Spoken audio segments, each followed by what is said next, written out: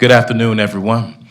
I call this meeting to order at 1:04 p.m. on June 11th, 2024. I want to welcome all the commissioners and, of course, all those in attendance to the Commission for Historical Architectural Preservation. At this time, I'd like to do a roll call and have everyone introduce themselves. First, my name is Harry Spikes. I'm the chairman for the commission. Welcome once again, and I'll pass it down. Lauren Shizek, Acting Executive Director. Peter Morrill, Commissioner. Sarah Langmead, Commissioner. Gary Rodwell, Commissioner.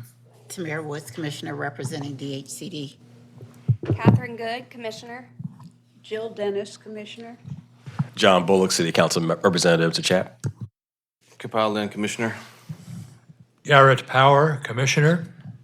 CHAP staff, go right ahead. Tyreek Charlouse, CHAP staff. Eddie Leon, CHAP staff. Rachel Donaldson, CHAP staff. Our newest CHAP member, welcome. Welcome once again. The mission of CHAP is to enhance and promote the culture and economy of Baltimore through the preservation of buildings, structures, sites, and neighborhoods that have aesthetic, historic, and architectural value. CHAP's goals include improving historic architecture and monuments, reclaiming broken neighborhoods, preventing demolition by neglect, and integrating our city's past into its future. I want to give you all a couple of housekeeping rules. You may have seen these two sheets given to me. These two sheets allow you to sign your name if you want to testify. If you want to testify on a subject that is on our agenda today, please feel free to reach out to one of our staff and you can put your name here on the sheet. What we usually do, we only give you 2 to 3 minutes to speak. I usually give people 3 minutes. But this is what we do. If there's 30 seconds left and you're about to hit that 3-minute mark, I will do this. Very rarely do I hit the gavel on somebody, but if I have to, I will. We ask a couple things. If you have to take a cell phone call, please take it outside. If you have a conversation amongst one another, please take that outside. Do not speak unless you are called upon. We do have some folks that have sometime said something when they're not at the podium. But when you are asked to come to the podium and speak, you are free to speak. Other than that, we're going to have a good time, so thank you for joining. I would like to make a motion to waive the reading of the minutes.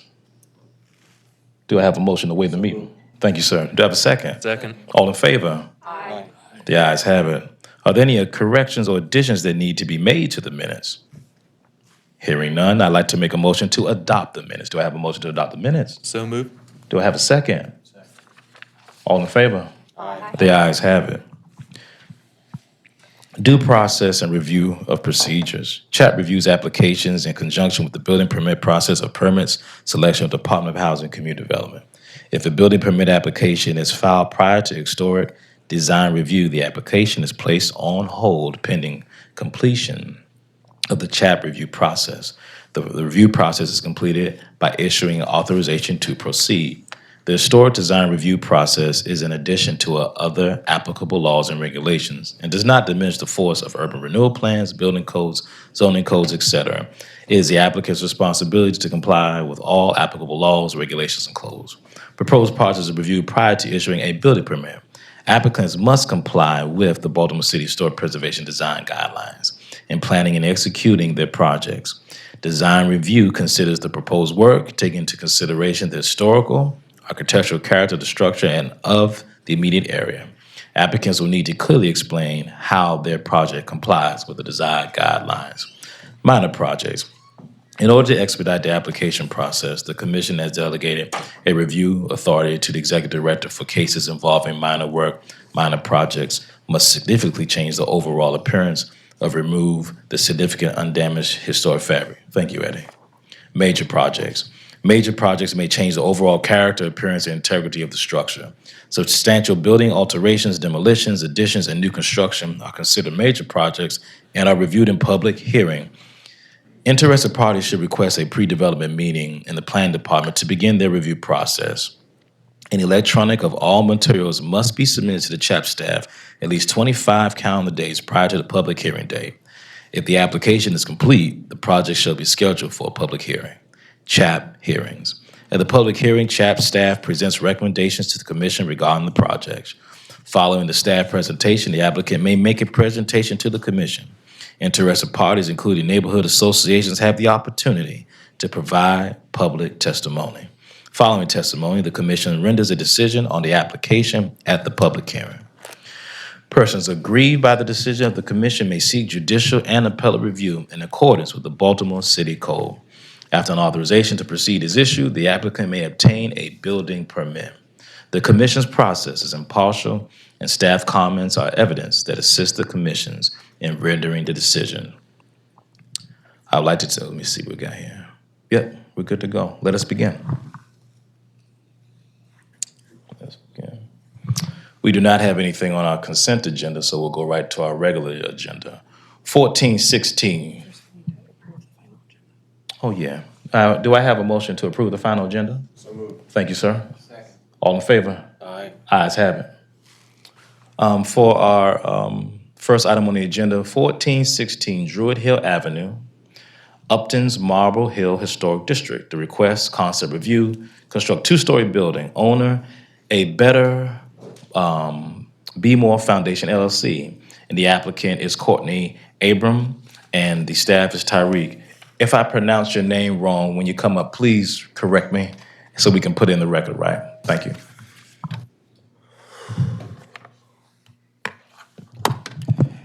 Good evening, commissioners. Good evening, community. Thank you all for being here. This is a request for concept review to construct a two-story building at 1416 Druid Hill Avenue in the Upton's Marble Hill Historic District. I am the staff member, Tyreek Charluz. The applicant is Courtney Aburn, and the owner is a Better Be More Foundation.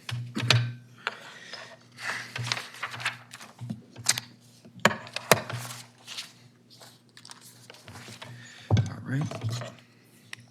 For site conditions, the site contains a grass-filled vacant lot located on the west side of the 1400 block of Druid Hill Avenue.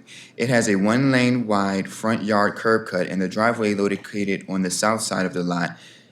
This lot has been unofficially adopted by neighbors as a community green space. West Lafayette Street is the cross street to the south and Mosher is the cross street to the north. A two-story warehouse building is located to the west of the lot, which prevents access to Edding Street and Alley Street. Historically, this property was two lots that were consolidated in the 19th century, shown here in the Sanborn maps. Recorded at 1418, there was a brick three-story with the basement row house located on the north portion of the lot. It abutted the still extant building at 1420 Druid Hill Avenue and was likely a twin to that structure. There was a two-story carriage house at the rear of the lot.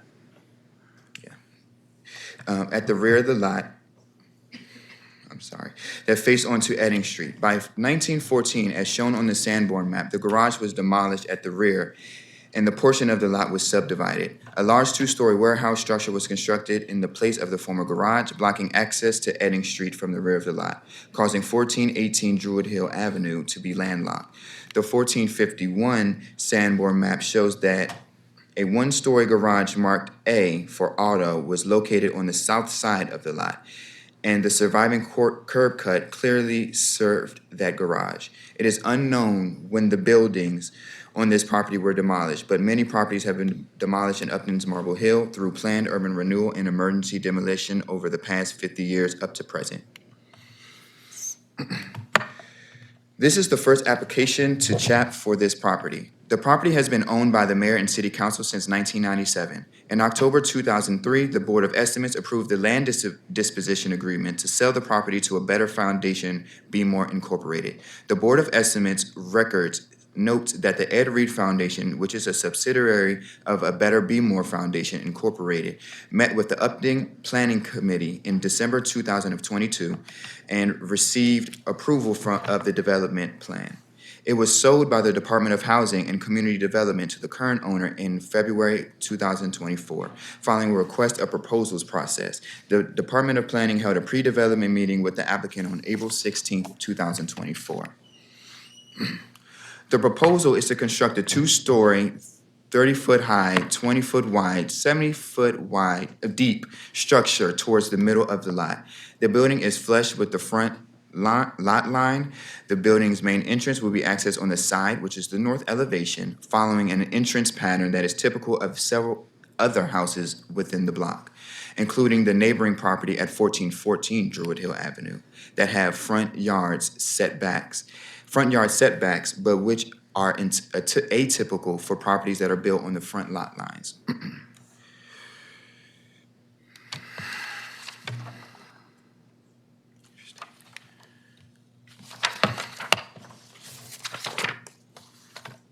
Right.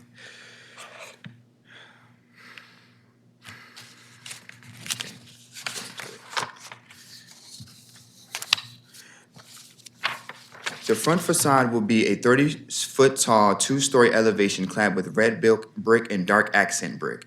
It will have two irregular bays, one which is set back from the other bay by a foot or so. Both bays feature casement windows with transoms on the first and second floors. Between the windows on the first and second floors are tall spandrel panels comprised of dark brick. Below the first floor windows are dark metal flower boxes. The left recessed bay will contain paired casement windows with transoms at the first and second floor, and the surrounding fenestration of this bay is a narrow protruding metal frame. The right bay will contain single casement windows with a transom at the first and second floor. The second floor window will have a brick roll-lock header. The building's cornice is proposed to be a modest red brick protrusion in red brick soldier cores. The north side elevation will be 6 bays wide, and the first 3 bays closer to Druid Hill Avenue are clad with red brick. The 3 bays at the interior of the site farthest from Druid Hill Avenue will be clad with dark siding and feature window fenestration patterns similar to those on the front facade. The building's cornice will wrap the corner from the facade and continues until the red brick elevation is terminated. The 2 leftmost bays will contain a single casement window with a transom at the first and second floors. There will be dark accent brick in the roll-lock headers. The main entrance will be in the 3rd bay, set back from the street. The transom, located under a metal canopy above the main entryway at the 2nd floor, will be a casement window with a transom at the 1st and 2nd floors. At the 5th bay, there will be a casement window at the 1st and 2nd floors. Between the 4th, 5th, and 6th bays, there will be wall-mounted trellises at the 1st floor. There will be exterior lights at the 1st floor at regular intervals along the elevation. The south side elevation features a 2-story brick wall on half of the elevation towards Druid Hill Avenue and dark accent siding on the other half. The brick portion on the elevation will be a blank wall without fenestration. At the rear cladded portion of the elevation, there will be 4 casement windows with a transom, 2 on each floor. There will be exterior lights at the 1st floor at regular intervals along this elevation. The lot includes a curb cut on Druid Hill Avenue located on the southern portion of the property. The proposal shows the addition of a driveway adjacent to the south elevation of the building with horizontal board fencing around the driveway.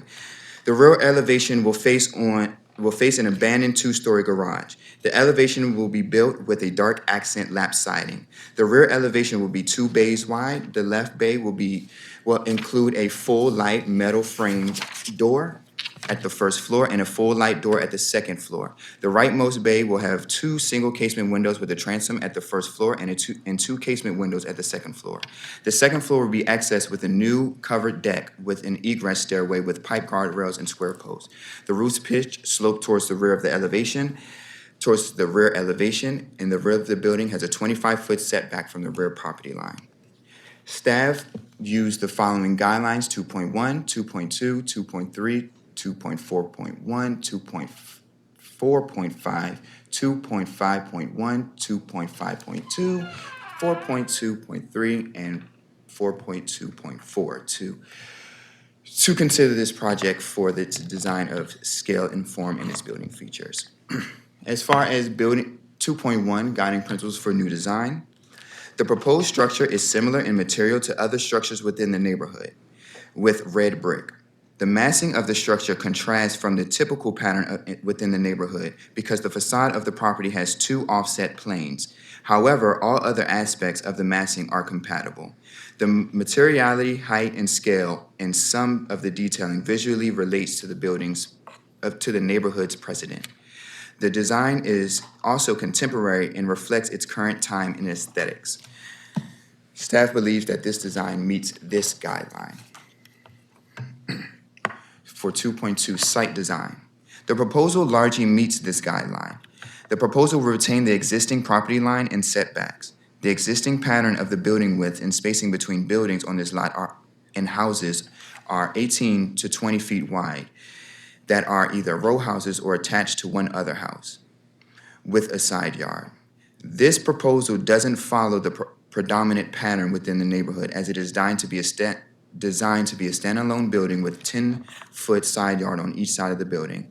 However, it does have a similar orientation and relationship to the street as existing buildings, and the side entrance is found on several other buildings on the block, including immediately to the south and across the street.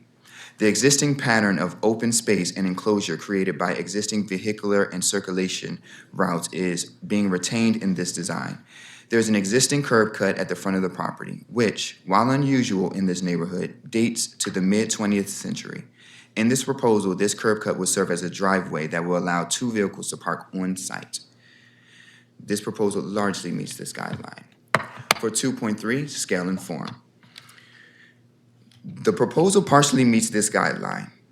The proportions of solids, the voids, and rhythm of the new construction responds to the existing historic buildings on Druid Hill Avenue. The facade's fenestration patterns are similar to the proportions of structures on Druid Hill Avenue. However, the front facade is not flush, which is not seen within the neighborhood. The design has a modest cornice, which appears to straddle the divide between the large, heavy cornices that dominate the neighborhood and the modest brick cornices of the adjacent properties at 1412 and 1414 Druid Hill Avenue. The floor-to-floor heights do not appear to match the surrounding properties. While all of the surrounding properties are 3 stories tall, they vary in height. Many of the properties, like 1420 Druid Hill Avenue, immediately north of this property, immediately to Many of the properties, like 1420 Druid Hill Avenue, immediately north of this property are 3 stories tall on raised basements with generous floor-to-floor heights. The properties immediately to the south are also 3 stories tall but sit at grade and have much shorter floor-to-floor heights. The structure is designed to be 30-foot tall, which includes a 3.5-foot tall parapet. In terms of height, it is comparable to the surrounding neighborhoods immediately to the south. However, this building is only 2 stories tall and not 3. The generous floor-to-floor heights in the tall parapet make the facade appear elongated, especially between the floors and above the second story windows. So this proposal partially meets this guideline. For 2.4.1, building entrances. The building's main entrance is on the side elevation under a metal canopy. This respects a pattern that is common on this block among the more modest homes that have generous setbacks from the street and have front yards. However, the majority of the houses in the neighborhood are built to the front property line, like this one, and have entrances on the front facade. Staff believes that the proposal does not meet this guideline and that the primary entrance should be on the front facade. 2.4.5, roofs. The surrounding roofs are generally flat or have a low pitch. The proposed new construction has a low pitch roof that slopes towards the rear. The proposal meets this guideline. As for 2.5.1, doors and windows, the proposal does not fully meet this guideline. The windows and doors are compatible in scale and placement, but not in terms of operation. The proposed windows are casements with transoms above and are generally inset from the plane on the facade. The historic windows within the neighborhood are double hung and have more shallow insets from the facade. The proposed doors are full light metal single and double doors, which are compatible on the side and rear elevations as proposed. Overall, staff finds that the configuration of the proposed casement windows could be updated to be more visually compatible with typical window configurations within the neighborhood.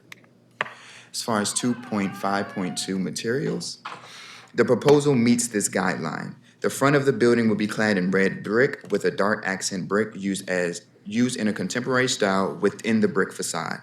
The dark lap siding at the rear of the building and the dark lap siding at the rear of the building. The red brick masonry is the overwhelming building material in the neighborhood. However, siding is also common on the rear and side elevations. So this proposal meets this guideline. 4.2.3, streets, alleys, and parking. The proposal includes a two-car stacked parking pad in the front yard of the property, facing onto Druid Hill Avenue. Historically, this property had a garage on the lot starting in the mid-20th century, which was served by this curb cut. There is not a general precedent for front yard curb cuts or street-facing parking within the neighborhood. The parking pad in the front uses fencing on the side yard lot line. Staff recommends lengthening the driveway to locate parking further into the site and utilize additional fencing and/or vegetation for screening. This proposal partially meets this guideline. And then we also use 4.2.4, fences, walls, and gates. There is proposed fencing along the side yard and in the front yard. The side yard fencing appears to be horizontal board fencing and is highly visible in its current location. Typically, fencing in front yards is shorter, and staff recommends lowering the height of the fencing that abuts the front yard of the neighboring property. This proposal partially meets this guideline.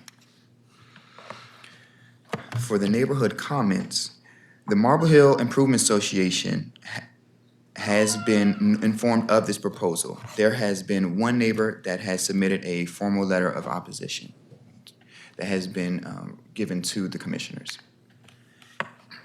Analysis. Overall, staff finds that this proposal largely complies with the design guidelines, but some aspects need to be updated in order to comply fully with the design guidelines.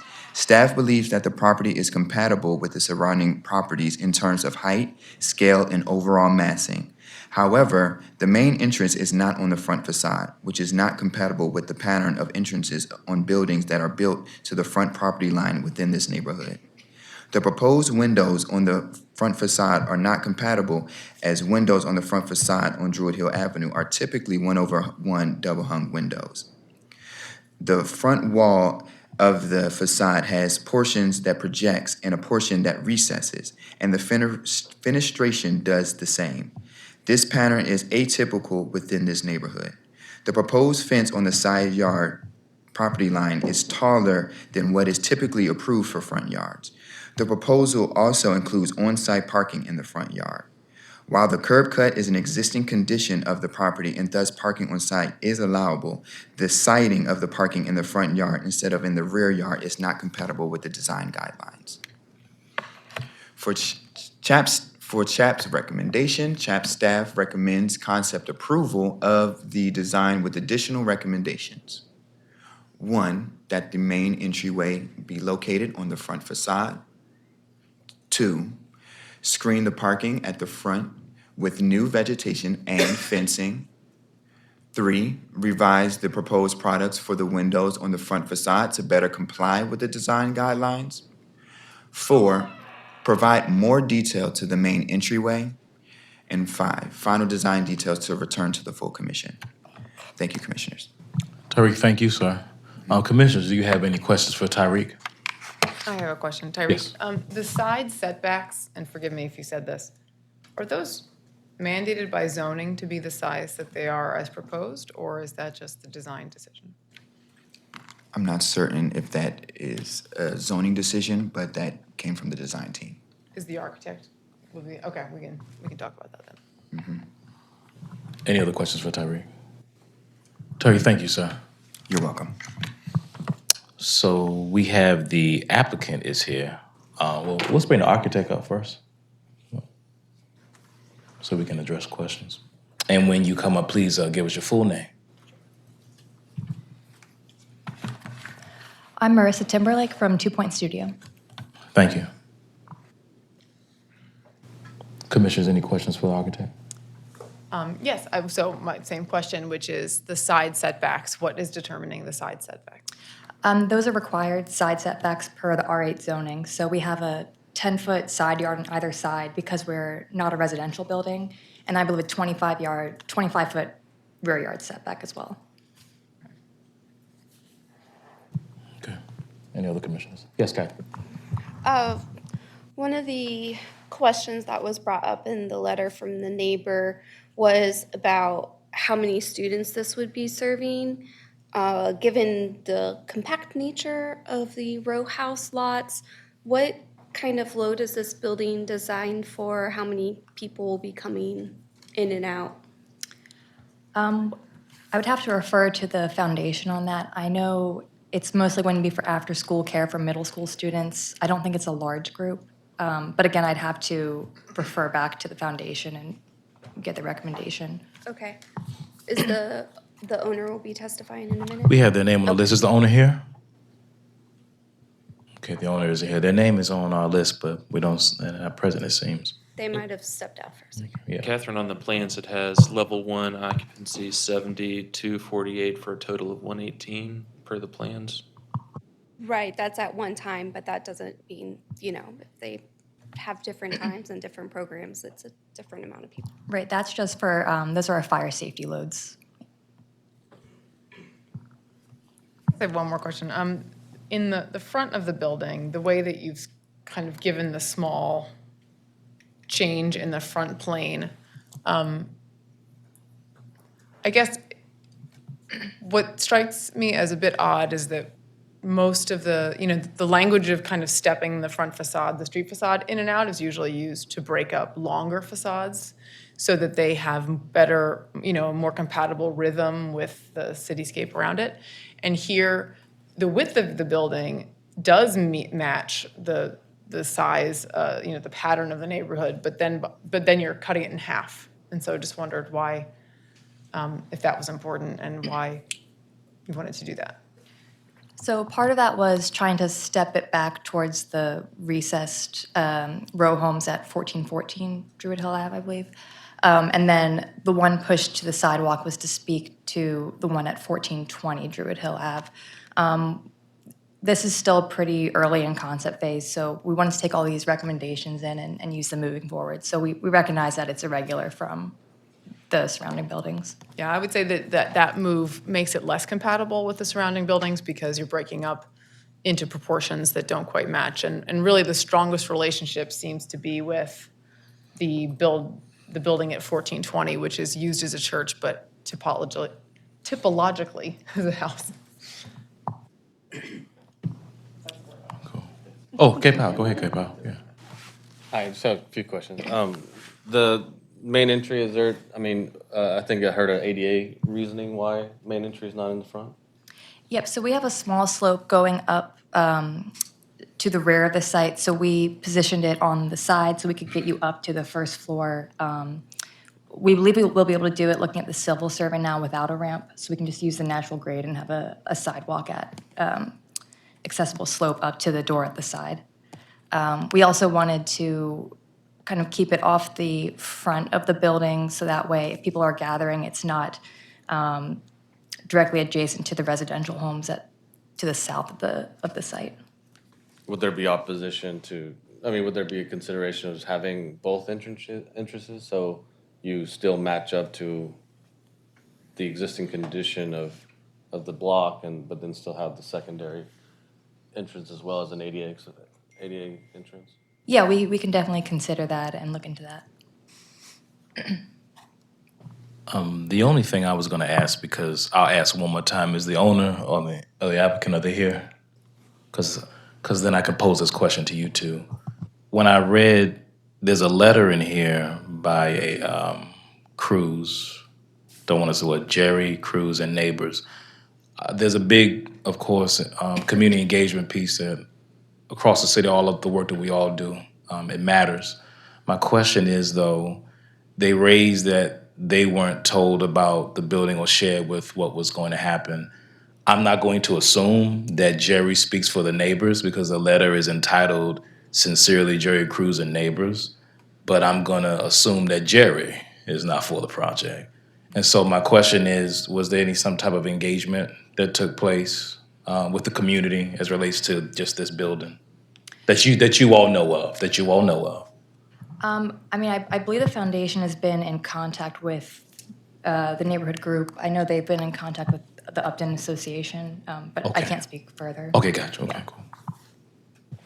Thank you, Commissioners. I'll just add, now with the change in the districts, it's now part of the 9th, and I did have a meeting with the Ed Reed Foundation. I know they did have some conversation with Upton Planning Committee as well as Historic Marble Hill, so they have had those communications. I don't know about this one individual, but they have had those meetings too and been supportive. Good, okay, good. That's all I need to know. Okay, thank you.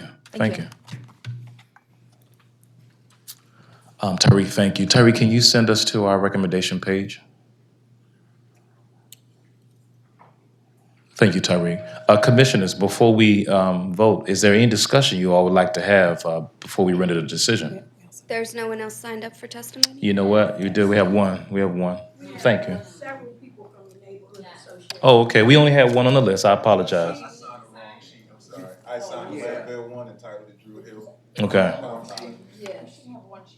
Well, it's okay. How many, raise your hands. How many people want to testify? We have 1, 2, 3, 4, 5, 6. Okay, you all. That's fine. Okay, well, let's start from,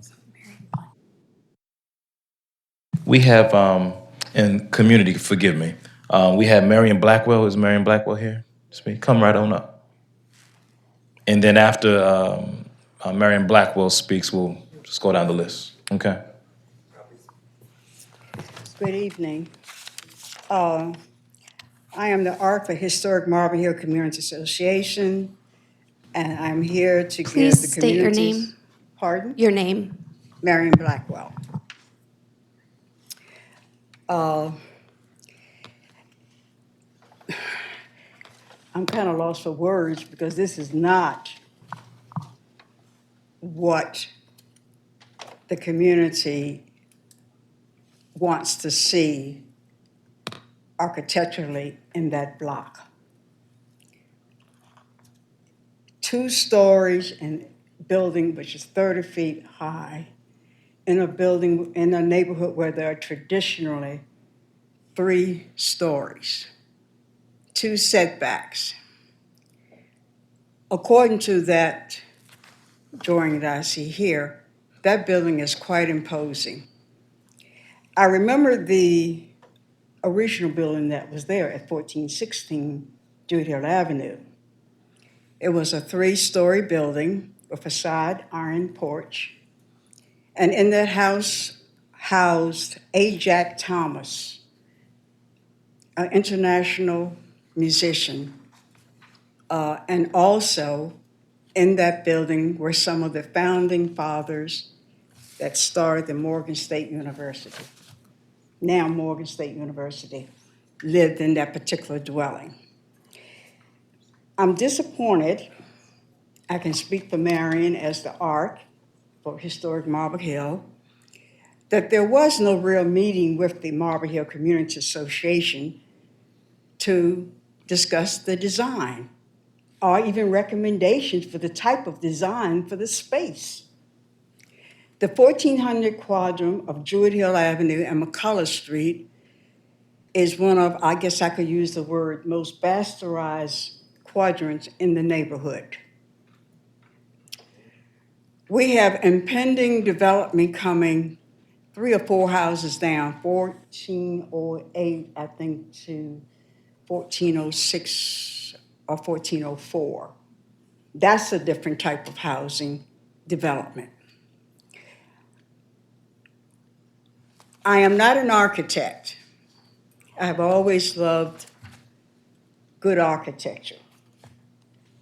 I don't see it here. I'm sorry. I just have to say, I just don't like the windows. It's just something, a building, a huge building with sidewalks or whatever you want to call it on each side of the building. It does not fit the rhythm or the character of the block. So I have to stop talking. But right now, You got 30 seconds. okay, but right now, I mean, that is my concerns. And unless those things are remedied some way, I don't know. And we did meet with the Ed Reed Foundation over a year ago, and we suggested and recommended a location, and it was not 1416 Druid Hill Avenue, which has previously been a lot for gardening for children. Thank you.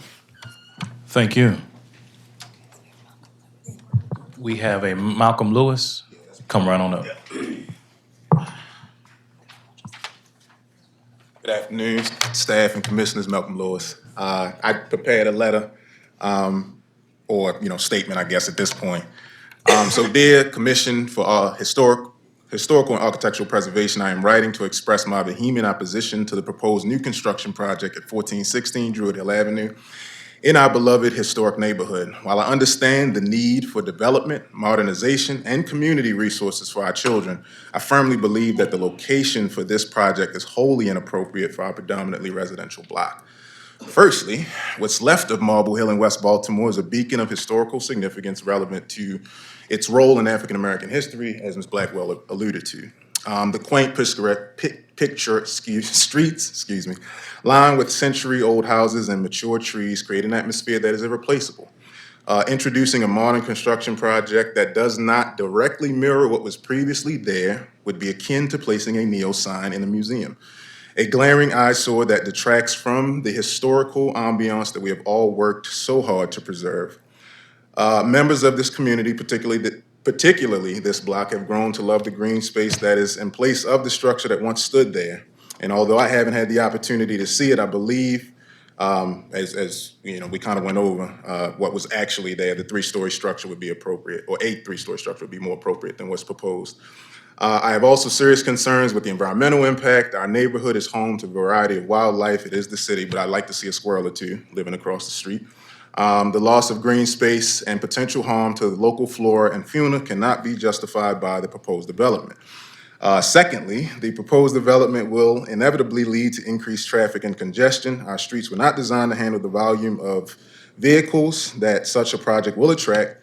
The peace and quiet that we currently enjoy will be shattered, and our children will no longer be able to play safely outside, among other issues as well. Furthermore, the construction project itself will bring noise, dust, and disruption to our lives, making it a living nightmare for the duration of the project. Moreover, there is the issue of property values. Many of us have invested significant time. I personally rebuilt 1403 and are living there currently. It took 17 months to ensure that all historical details were restored to their proper position. But many of us have invested resources in maintaining and enhancing our homes, which contribute to the overall charm and desirability of the neighborhood. A new incongruent construction project will undoubtedly have a detrimental effect on the property values, undermining our investments and the character of our community. In conclusion, so right on time, while I recognize the importance of progress and community, and I love Ed Reed, it must not come at the expense of our historic heritage, community character, and quality of life. I urge the commission to, just consider heavily the proposal and alternative locations that are more suitable for the development. Let us preserve the charm and tranquility of our neighborhood, of our historic neighborhood, for future generations to enjoy. Thanks. You almost had it. Yeah, you almost had it. Thank you. A couple seconds. So we're now going to transition to the folks who wanted to sign up to testify but didn't. So we can start with the front row. Who would you like to go first? You or? No, my husband is just here to be. Yes, ma'am. You want me to talk? Go by all means. When you get up, Okay, by I all don't have means. written anything. My name is Joan Davis, and I just happen to live directly across the street from this project. We've only been there 42 years, that's all. No one consulted me that they were going to put this building across there, but who am I? I'm just a person that lives there. But what they didn't say was, in that area, we only have 5 blocks, we only have 5 churches. Can you imagine on Sunday, funerals and weddings? And up the street is YMCA. That's another situation. Pennsylvania Avenue, I can't even imagine anybody trying to bring children closer to Pennsylvania Avenue. In other words, they need to go in another direction or somewhere else. When I say the 15, 16, 1700 block of Pennsylvania Avenue isn't great for children, trust me. Trying to get down Drill Hill Avenue, it says 25 miles an hour. No. We've tried to get bumpers, and whatever you call it, stop signs and everything, Marble Hill, weren't successful. They call my husband Mr. Daisy because he has to sit in the back of me when I drive. Traffic flows down there so fast. They didn't consider that when they came to children. Another thing, across from Booker T, which the school I attended, there is Douglas Memorial Church. We have so many churches that need help. They could tunnel that money and energy and all those churches, and the kids could go there. And lastly, that building, compared to all the houses on Drill Hill Avenue, is the living pits. And when you go to other countries, they keep their old buildings. They don't put things up there, not in that area. Our street, Drill Hill Avenue, can remain the same if someone would put another house there similar to what's there. This is out of whack. Thank you. Thank you. Next on our list of folks who'd like to come up and speak. Okay. Come by all means, if you want to. No. My name is Lainey Jackson Dixon, but Miss Marion Blakely is going to continue for me. Oh, okay. Okay? Okay. Well, that's me. Feisty group. I must say, I'm proud of my neighbors. Everything that they've said, I need not repeat. Historic Marble Hill is a jewel to Baltimore City. It has produced more national leaders than any place in the country. The National Trust for Historic Preservation can tell you that. We've been a local historic district for 40 years. When you ride through there, it's a disgrace. It's a disgrace. And the people and the founders of the Marble Hill Community Association, which originally was named after Henry Hall, the guy who started the Baltimore Aquarium, are just appalled at what we have got to go through. We see millions of dollars put in one building when we have long-term residents. They'll tell you the truth, that work hard through credit card debt, loans, include me, to try to hold the neighborhood together, and all we ever get is dumped on, and you take it or you don't like it. You take it anyway. That's the attitude. I think my neighbors have expressed that. This is not a go. I'm sorry. You can look at the guidelines, the windows, and to me, it's total disrespect that you would not come along and try to follow the sync housing patterns, the window structures, and things that are there. I'm disappointed. I'm 81 years old. I've been fighting this battle for 50 years. Some of you probably not even that old on the panel. But the thing is that we got to stop this. You can't come into neighborhoods and make decisions without talking to the people that are there, that have been living there for 40 years and so forth, who have an invested interest. This is an African-American neighborhood that is one of the most prolific in the United States of America. How can we move economically when this kind of stuff is going on and we are looking at a future of tourism, celebrating African-American history, and people come along and see stuff like this? Yeah, I mean, I gotta go again. But you know, I'm gonna tell you, I'm proud of my neighbors. We are like a family. We have our infightings, we have everything, just like families do. But this is not something that is pleasing at all. I don't think anyone would look at that and revel in its beauty. Thank you. So go right ahead, pal. One of our commissioners has a question for you.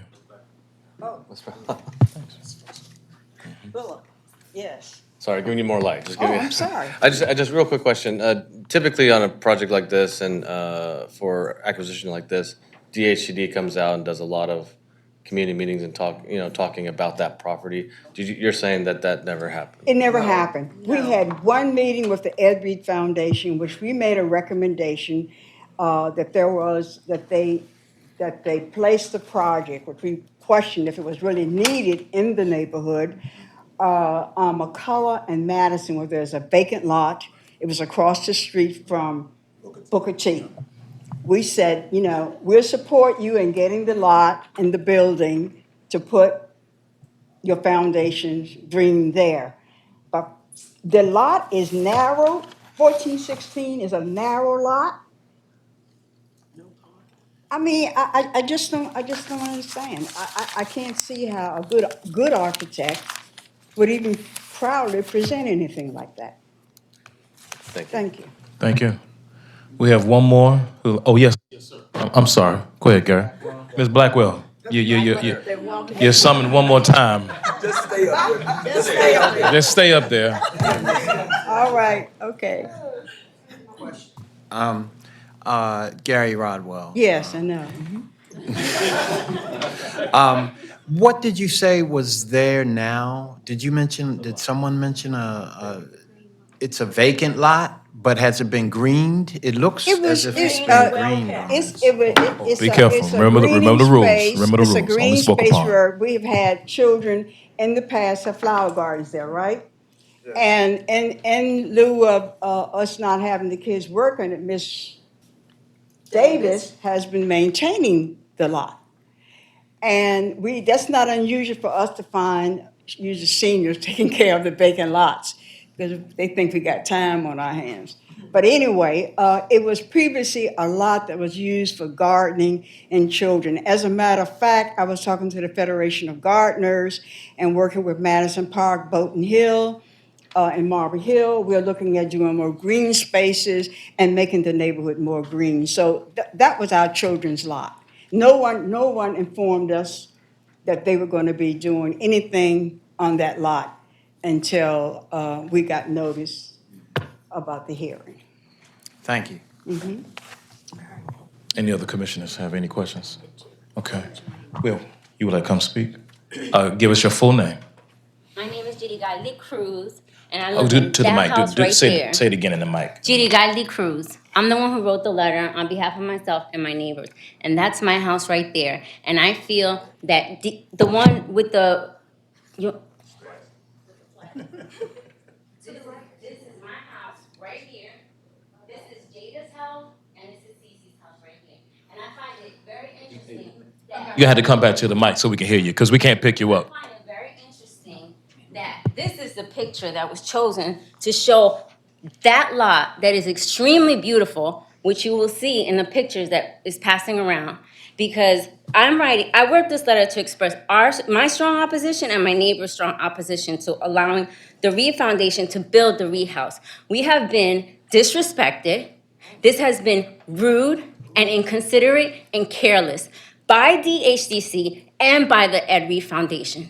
The Ed Reed Foundation had the audacity to put a sign on December 22nd, 2 days before Christmas, a sign on that lot saying, coming soon. I didn't know. Look where I live. I didn't know. Jada, next door, didn't know. Pastor Jackson, Pastor Johnson, from that church right there, didn't know. Didn't know.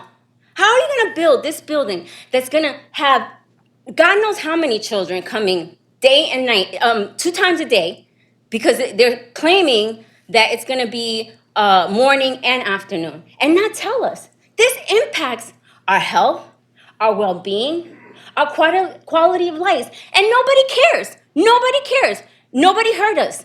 We told them, no, there are other buildings. This is not adding value. This is not adding value to our neighborhood, to our historical district. There's a building, and they're begging for money under false pretenses. The Ed Reed Foundation doesn't even have the money to build this. They're asking investors under false pretenses to gain money to raise $2 million to build on that space when there's so many buildings in Baltimore City that need rehabilitation. There's a building right across the street from the school. Why don't they pick that one? On 2 sides, on McCullough, in front of the school, and on the other side of the school, there's 2 abandoned, dilapidated buildings that they could use And that would add value to the community. They're telling investors that that building is adjacent to the school. That's a lie. That building is not adjacent to the school. Okay? It's adjacent to a church. So that's not true that they're saying that. Okay? So I'm completely opposed to it. We're all completely opposed to it. We told them. And another thing, I question the open bid program. I question it because in 2022, Ed Reed came to our block doing a photo op and a whole video on our block. He was wearing a blue suit, and a woman with a yellow suit was with him in 2022. And a neighbor came out and asked him, "What are you doing?" And he said, "Oh, we're just recording how beautiful this block is." That was his first opportunity for community engagement. His first opportunity. Ms. Cruz, and you've he gone, didn't you've do gone, it. you've gone over. He We didn't got do it. We got okay? it. We got He it. didn't do. He could have told Cece next door, saw him, asked him in his face, "What is it? What are you doing?" And he said, "Oh, we're just recording. We're just recording this beautiful block." Yes, it is a beautiful block, and that was his first opportunity for community engagement, and he didn't do it. This is not community. Ms. planning. Cruz, This is Ms. not Cruz, community we development. understand. Thank you. Thank you. Anthony, can you take us back to our recommendation page?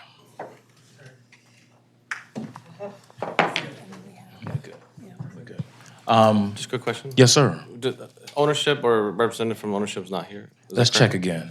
Is the owner of the lot here? Okay, so we've asked 4 times, let the record reflect. Okay. We've asked. Thanks. Thank you, you're welcome. Thank you, K-Powell. Commissioners, would we like to have a conversation about this? Please feel free to engage. Sure. Let me just speak really quickly. So I'm Tamara Woods with DHCD, and I don't know the full background on this particular project, but please believe that I'm listening and hearing everything that you're saying. So what I would like to do, and this is outside of whatever decision is made today, because I'm not sure how commissioners will vote, but following this meeting, I definitely think that we should communicate and have a conversation with the community. So I'm really sorry that you feel that you haven't been heard throughout the process, but we are going to work with you. The property has been sold to the Ed Reed Foundation, so we will loop them in and have a conversation regardless. But with that, I'll turn it back over to the matter at hand, and depending on how the vote goes today, we'll incorporate that in as needed. Commissioner Woods, thank you. K-Powell, go ahead. In my opinion, I think we should table this. Obviously, we can get into the architecture of things right now, but there's an obvious disparity between, the ownership's not here. There's clear disparity between the community and why this process is not, moved forward in a very good light, and getting into architectural details and recommendations right now doesn't, in my opinion, does not seem fitting. There needs to be some pre-work to be done with the development team and the community. And so I can't even talk about building stuff right now. In my opinion, I think that we should table the project. Thank you, Commissioner. Yes, sir. I concur with the idea to table. I will say also on the agenda is another project that's in our district. And I will say with that applicant, we have had continuing communication. I've seen them at community meetings. It's been back and forth on multiple occasions, which is encouraging. In this case, I wish there would be more of that. So again, I'm in agreement as well. Thank you. Thank you, Councilman. Do I have any other commissioners? I was just gonna say, I agree. I don't feel like I can talk about the architecture, the massing until there's more communication. Okay. Well, there are no other comments. This is what we do. And of course, Lauren, feel free to, if I need to change it, we'll change it. For 1416 Druid Hill Avenue, concept review, construction, 2-story structure, the commission will hold for a decision on this and allow the CHAP staff and of course, members of DHCD for Baltimore City to reconvene with the community to find better ways and practices to see how this project can move forward or stay where it is. Do I have a person who will second that motion? Second. Okay. Can you make that motion? You can't make How that about motion, can you? I'll make the motion. He made it for me. Thank All right. Okay, thank you for first sentence. Thank you for seconding it. All in favor? Aye. Any opposed? Any abstain? The ayes have it. I want to thank the community for your input. Thank you. Next on the agenda, we have 811. Oh, I got y'all. But before we do that, would you, let me,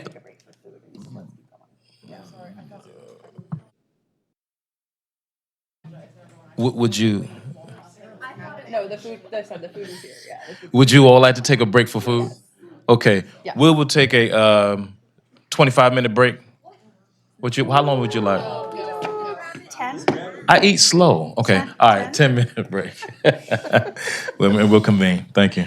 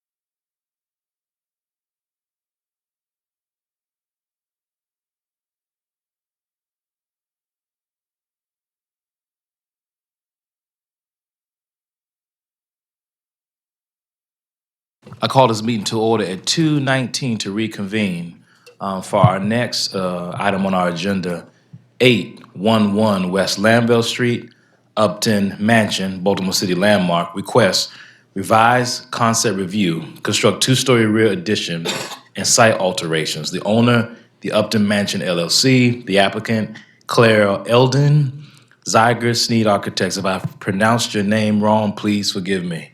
And the staff will be Lauren. Mr. Chairman, Mr. Chairman, I need to recuse myself at this point. Yes, ma'am. Thank you. Thank you, Jill. Okay. And Commissioner Dennis will come get you at the end. Okay. Thank you so much, Chairman. This project is not new to most of you. We reviewed this a couple times last year, so I'm going to try to be brief in my overview of the property since we've talked about it before. This property is located here on West Lanville Street between Upton and Fremont. It's a circa 1838 brick Greek Revival mansion. It's sited at the top of a hill on a 1-acre lot. It served as a country house of David Stewart, who was a prominent Baltimore attorney and politician. And this building has had many, many lives, serving as a radio station, a school, and what was it, a music school for African-American children, and it's poised for new life. This is an aerial view of the property. And this is an aerial view from the north, from the east, from the south, and from the west. And this is a view from West Lanville Street as well. We're just gonna walk down West Lanville Street here. This is the view from the rear alley. So it sits on a hill and it is surrounded by tall stone walls on 3 of its 4 sides. From the south view of the property, this is because of the way that it's oriented and the location of 3-story houses surrounding it. Here in this unnamed alley is the only view, public view, of the rear of the lot that will be visible from a public street. And this is the Saxe 1869 bird's eye view maps showing the south portion of the mansion house. And again, just some images over time, 1890 Sanborn Fire Insurance map. Not a lot of detail, just shows the buildings, the main house, the carriage house, a greenhouse.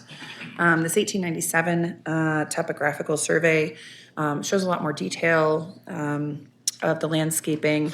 Curiously, the carriage house is not there. So, these maps sometimes aren't always necessarily fully accurate. This is a photo from the 1936 Historic American Building Survey showing the front of the house. And this was the rear 2-story porch that was later demolished in the 1950s. And I'm just going to sort of walk you through the house. It currently has a curved drive that leads up to the house, past the carriage house. And we're just going to walk around it. This is the rear elevation. This is a rear stair tower that was built in the 1950s when it served as a school, so that is not historic, although it's, I guess appropriate, but it is actually, that addition is proposed for demolition. This is the proposed location of the addition on the rear of the lot.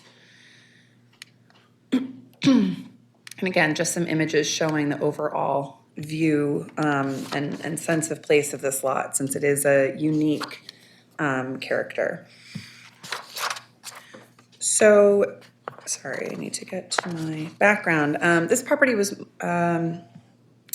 most recently owned by the mayor and city council for almost 70 years. It became vacant once it ceased serving as a school in 2006, and the property was awarded to Afro Charities by DHCD, and it will be redeveloped as the offices and archives for the Afro-American newspaper and the offices of Afro Charities. And the sale of this property from the city to the current owner was finalized in early January 2024, so just a few months ago. The commission reviewed prior proposals for the addition and site work completed by a different architect at the April 11th, 2023 and June 13th, 2023 hearing. And at the June 2023 hearing, the commission approved a rear two-story addition and site work with final details to be reviewed and approved at staff level. And the commission required archaeological monitoring of excavation in areas that are currently paved and the submission of a report documenting those findings. I'm just going to quickly, just to refresh your memory, go through some renderings and elevations of the previous proposal, since what you're seeing today is an update of that proposal. So just going to just scroll through some of these renderings. This is a view from the facade from the east. This is a rear aerial view of the proposed addition. And just this is some of the proposed cladding, which was a terra clad product. And I'll do a little more, some more comparative images. So the proposal is to construct a sizable two-story contemporary addition at the rear of the mansion and construct accessible entrances to both to the mansion house and the carriage house. The proposal that's being presented today includes revisions of the proposal that previously received approval from the commission, and it was staff's opinion that these alterations were significant enough that it needed to come back to the commission for your review.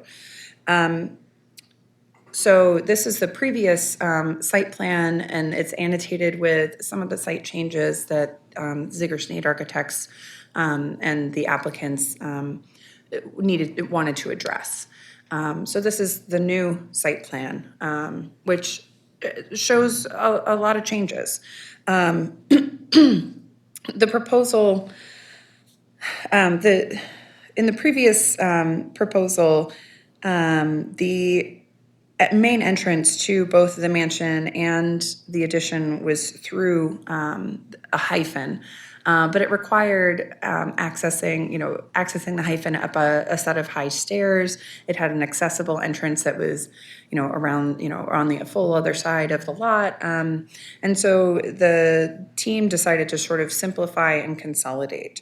So I'm going to talk first about the changes to the proposed addition, and then talk about the changes to the proposal for the carriage house, and then the changes to the site plan. So bear with me as we do a little tour.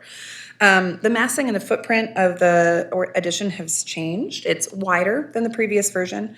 The location and orientation has been updated so that the addition is closer to the mansion house and is parallel. In a previous iteration, it was sort of askance. And the addition also projects further west on the site, so it will be more visible from West Laneville Street between the mansion and the carriage house. In this proposal, the rooftop deck is much smaller than in the previous version, and the rooftop deck is only as wide as the hyphen and relatively shallow. And in this proposal, the HVAC condensers will be located on the rooftop of the addition. The proposed two-story addition is rectilinear with a flat roof attached to the rear of the mansion house at the location in the 1950s stair tower. So the 1950s brick stair tower will be removed and replaced with a three-story glassy hyphen. And while the addition is mainly, 2 stories tall, the hyphen itself is 3 stories because the mansion is 3 stories. So there needs to sort of be that, connectivity. The first floor addition of this the first floor of the addition has been lowered to grade, and the primary entrance to the building as a whole is through that first floor at grade entrance on the east side of the addition, which is accessed from the parking lot. So that will be the fully accessible and primary entrance to the building. This is a view of the west elevation of the mansion house and the proposed addition. And then this is the north elevation.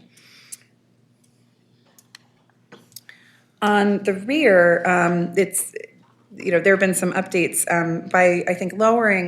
by changing sort of the design of the addition. This proposal now is better able to take advantage of its location of being at grade. So there are additional doors. There's a sort of an outdoor space located in the southern portion of the lot that can be used for a patio event space. And the second floor rear addition has an inset balcony. So while the rooftop addition has, and rooftop deck has been shrunk, there's still going to be some, additional outdoor space in the form of that balcony. And this is where we're going to do a bit of a, sort of comparison. The previous design is on the top, and the current design is on the bottom. So this is the east elevation. So you can see how it's very much, a variation on the theme, but how it shows how it's been refined. Oh, sorry. Again, this is an elevation of the front elevation, showing the mansion house in the front and the addition in the rear. So you can see the previous iteration on the top and the current iteration on the bottom. So, whereas the previous design, it sort of poked out a little bit to the western side of the mansion house. In this current iteration, it is wider and more visible to the east. And again, this is the previous version and the current version. I tried to get the scales similar. But this version of the new iteration, the current design of this rear or south elevation, is wider than the previous version, and so again, it will be more visible from Landville Street. But this elevation in particular really isn't going to be seen from anywhere due to the topography of the site, the presence of trees, the presence of three-story houses immediately surrounding it. Like this is really not going to be seen from anywhere. And then this is the east elevation, showing again the previous version and the current version. And then I just want to show a few of the renderings sort of showing the experience on the ground of the building and the site. This would be a view from outside of the property on West Landvale Street. This would be a view as you go up the approach of the new access road and pedestrian path up to the main entrance. This is the view from the west of the primary entrance on the addition. And then this is the view, again, from West Landville Street, from across the street, showing the view of the mansion house, the carriage house, and the addition set behind but visible in between. Additionally, the carriage house will be altered in this proposal. The interior floor of the carriage house was raised in the 1950s, and the architects proposed to lower the floor back to grade. This will result in the removal of 2 exterior staircases, lowering of the entrances, replacement of the doors. So again, increasing accessibility so that you can just access it at grade.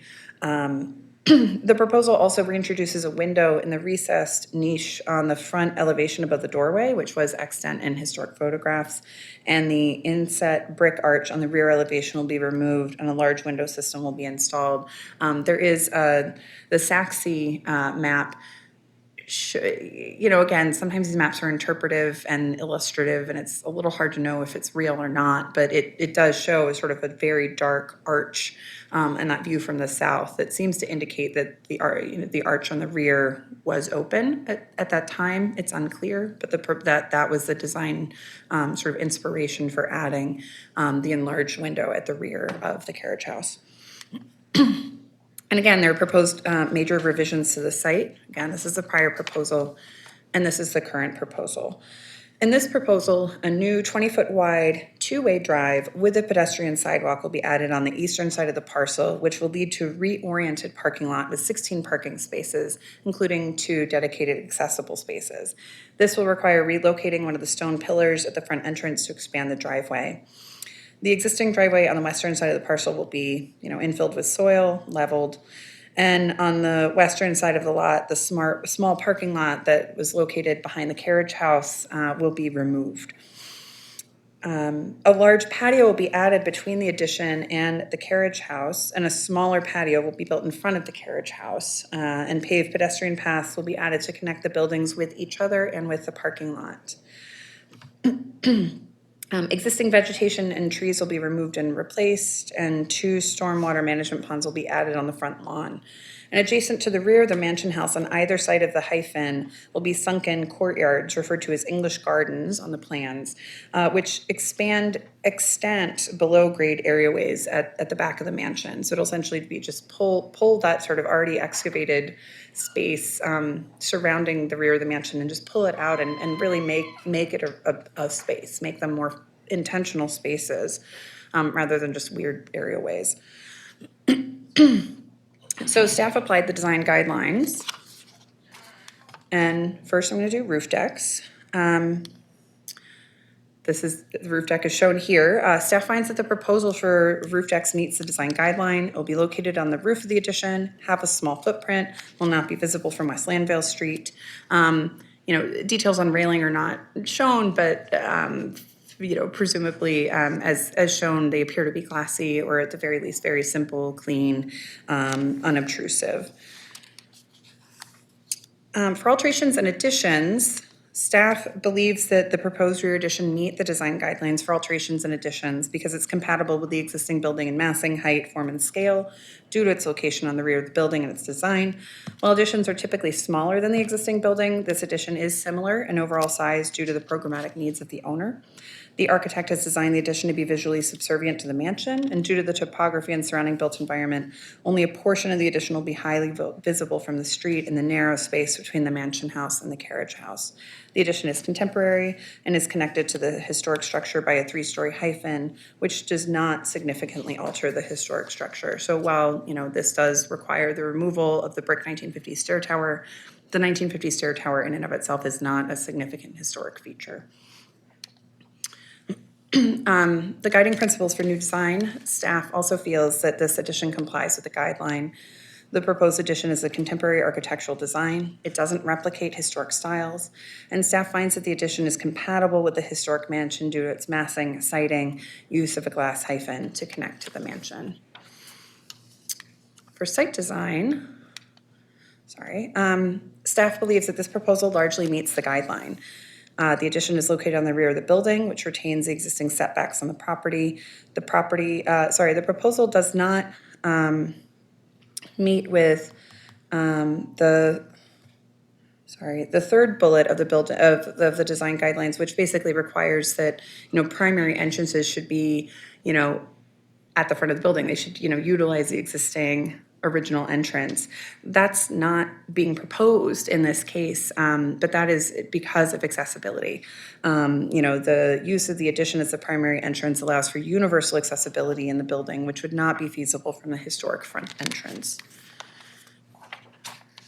Staff also applied 2.3 scale and form, and staff believes that the proposal meets the design guideline.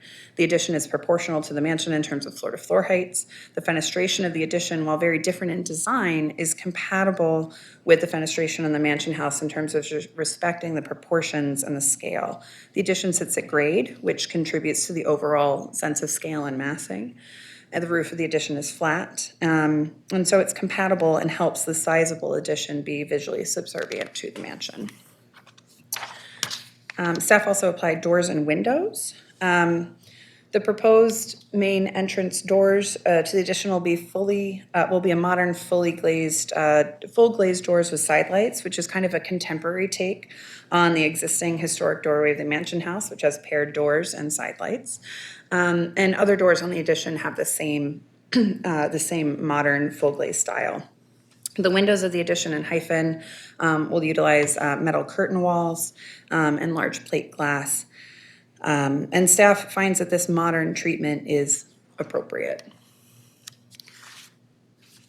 So for materials, staff believes, they state, choose building materials that are compatible with the color, size, texture, scale, and quality of building materials used in surrounding buildings. When a particular material is dominant, utilize that material in the new design. And then it also states, that cover and finish exterior walls with quality materials that are compatible with surrounding buildings, and traditional materials existing within the historic district, such as wood, brick, and stone, are preferred. For the materials, the applicant is proposing metal cladding for the addition and the hyphen. And per the guidelines, these proposed cladding materials don't fully comply with the CHAP guidelines. the two proposed products or cladding materials, the Pulse P1 and the Matrix MX6, are the two that are proposed.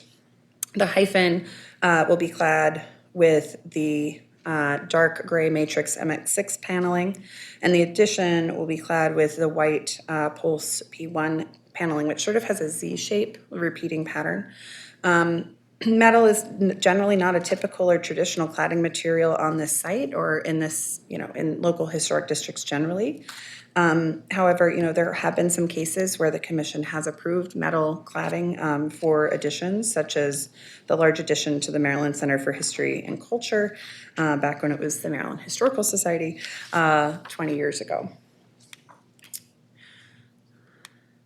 4.2.1 site context. The proposal, staff believes, largely complies with the guideline. The site has experienced many different phases of alteration over its existence, and historical photos, maps, and the archaeological record show that the landscape has been significantly altered over time. While some features are still extant, such as the stone retaining walls, wrought iron fence, commanding entrance pillars, many other aspects of the landscape have changed. The plan will be compatible with the historic land patterns on the site. And maintain the existing topography of the site around the historic buildings, retain open spaces.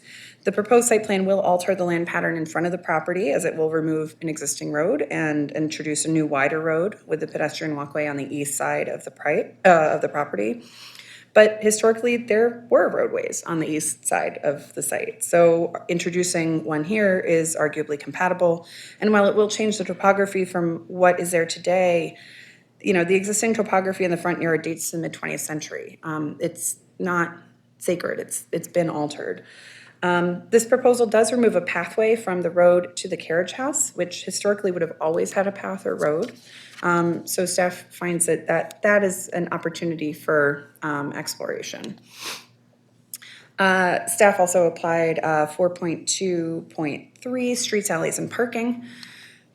I'm going to show you the same images, sorry. From the 1860s to the early 20th century, the property had a circular drive in the front yard, only a portion of which survives today.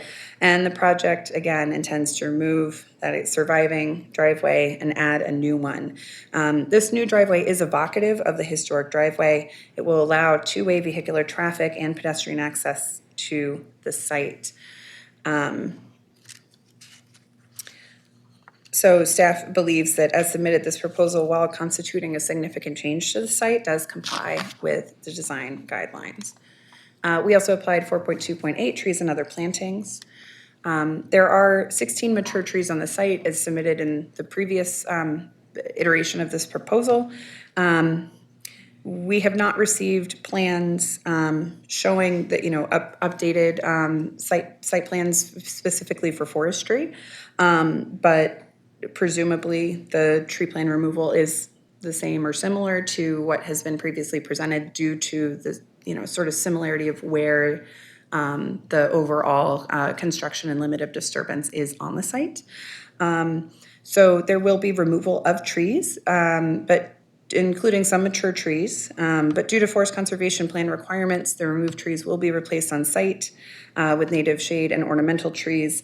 And this landscaping plan will add planting beds, more trees, and there will also be stormwater management ponds that sort of in their location and design are sort of meant to evoke that formal planting design that would have been present historically on the site. 5.2, archaeological resources. An archaeological survey was completed on this property in 2021. However, it only tested the unpaved areas of the property and certain paved areas that were at that point within the footprint of the proposal. But now, because the proposal has changed, there are going to be additional areas that are currently paved that have not been tested and will be impacted. And so therefore, staff recommends that archaeological monitoring be required in the portions of the site that are currently paved and have not been archaeologically tested that will be impacted by this proposal, and that the archaeological monitoring would result in a submission of an additional report documenting those findings. We did not receive neighborhood comments. The property is a Baltimore City landmark, and thus there's no neighborhood architectural review committee, but, community associations were notified of this proposal. So the analysis. Staff believes that the proposed addition has while it has a sizable footprint to meet the programmatic needs of the owner, the height and rectilinear design of the addition, along with the use of the glassy hyphen, pulls the massing away from the mansion, and the overall effect is an addition that is subservient to the mansion. The contemporary design of the addition is compatible with the historic mansion, and the fenestration patterns make the addition and hyphen feel visually lighter. The proposed metal cladding is not a material that complies with the CHAP design guidelines in terms of compatible materials, and staff recommends that the applicant explore other materials that can achieve a similar visual effect but better comply with the design guidelines. The removal of a road or pathway to the carriage house from the main entrances changes the land pattern, and staff understands from the applicant that they don't want to introduce unnecessary paving, and staff suggests that they explore how to create a path visually through planting or landscaping methods, sort of, be evocative of, but not functional.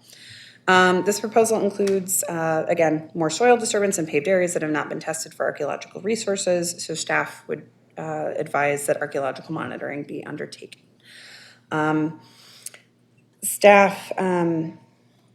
So that brings us to a recommendation. So staff recommends approval of the new rear addition and site work with final details to be reviewed and approved at staff level and subject to the following conditions: to explore alternative cladding materials that better comply with the CHAP design guidelines, explore creating a path to the carriage house using plantings or landscaping, and archaeological monitoring required for excavation in the paved areas of the site, which will result in the submission of an additional report documenting the findings. Thank you, commissioners. Any questions? Thank you, Libby. Oh, Peter, go right ahead. Just curious if staff has taken a close look at that recessed panel on the back wall of the carriage house. Like, are you confident that's infill material versus an original feature? I'm not. I did not have a chance to do a site visit prior to the hearing. Okay. And is there any idea of what the underlying floor is below the 1950s floor? That is a great question for the team. Fair enough. Thank you. Catherine.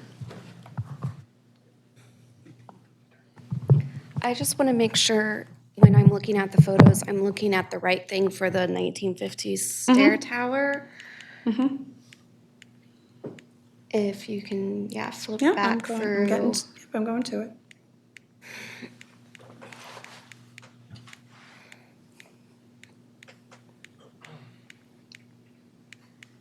Sorry. Okay, it's,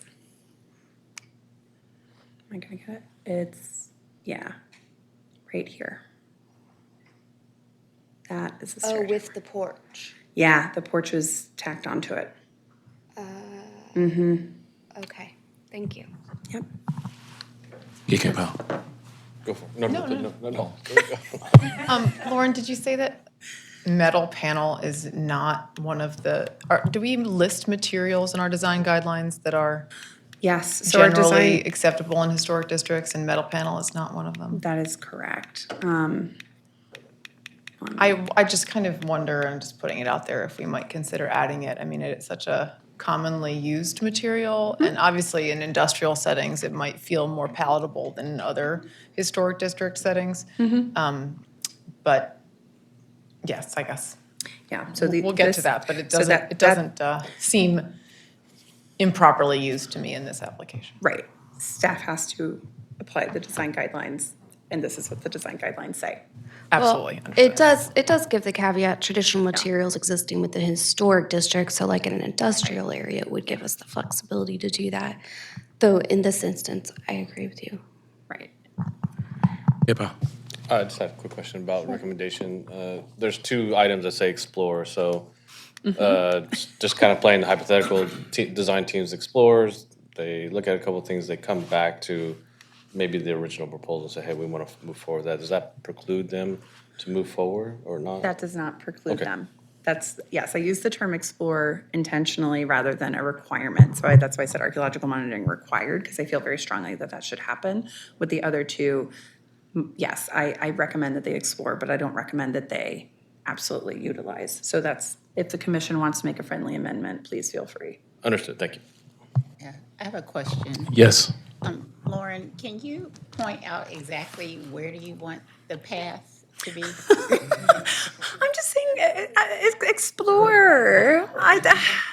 I see like a lot of paths, so where exactly? Yeah, I just said explore, just, something that, historically this would have connected in some way. So like some sort of sweeping arc, it could be a cool planting plan. I don't know. I'm just, I'm spitballing here. So, but an actual walkable path or just actual, what's your? No, I mean, I asked the design team and they can speak to this, but, they don't want to increase more paving. Right. And so, I garden, so I was just thinking, it could be interesting to, do something that sort of is evocative. There could be a planting scheme that sort of, goes up, Kind of meander. that meanders up the hill, something like that. Like, it doesn't have to be anything formal, but just something that sort of, that could be artistic. Not even necessarily present all year round, because plants, have life cycles, but something that could just sort of be evocative, but transient, not permanent. Okay, all right. That was just my idea, but I'm open to, Oh, no, I was just curious. I wanted to hear a little bit more. Sure. About it. That was my thought. Any other commissioners? Okay. Thank you. Okay. We will ask, is the applicant here? By all means, join us.